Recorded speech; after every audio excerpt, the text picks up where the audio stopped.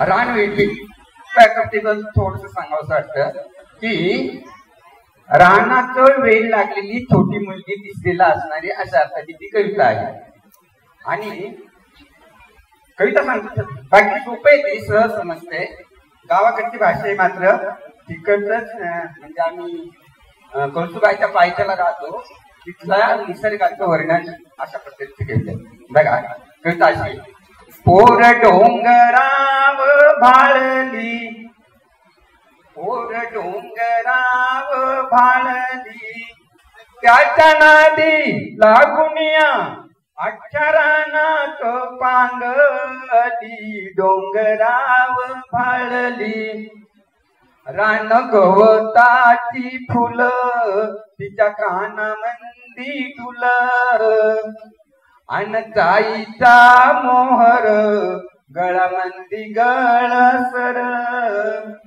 आहो टणटणी फुलली तिच्या नाकामंदी फुली, अन बुरांडीची फुलं तीन केसात माळली.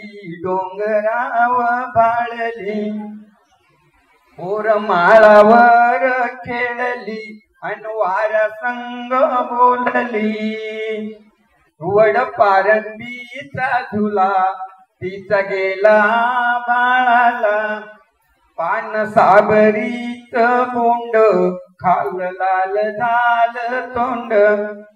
आहो हसता हसता मऊ गवताव लोळली. डोंगराव भाळली पोर डोंगराव भाळली. गाई दांडाच्या वाटण चाली अंगत नेटन, ढोल ढगांचा वाजला नाच मोराचा पाहिला. आली पाऊस पहाडी तवा गर्दी पळाली. पावसान भिजवली तरी उन्हात वाळली. डोंगराव भाळली पोर डोंगराव भाळली. शेवटी इकडे बघा, ते पुस्तकामध्ये नाही पण त्याच्यासाठी ती कविता लिहिली गेली. ती पोरगी मोठी होते, तिचं लग्न होतं आणि तिला दूर तिकडे शहरात किंवा मैदानी प्रदेशामध्ये दिलं जातं.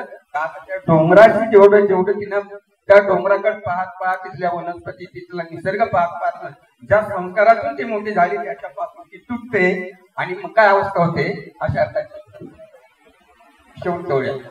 तिचं मन डोंगरात तिला दिलं शहरात, आता गच्चीवर जाते दूर डोंगर न्याहाळते. त्याचा आठव येऊन येतो हुंद का दाटून, त्याला हात जोडताना दोन आसवे डाळली. डोंगर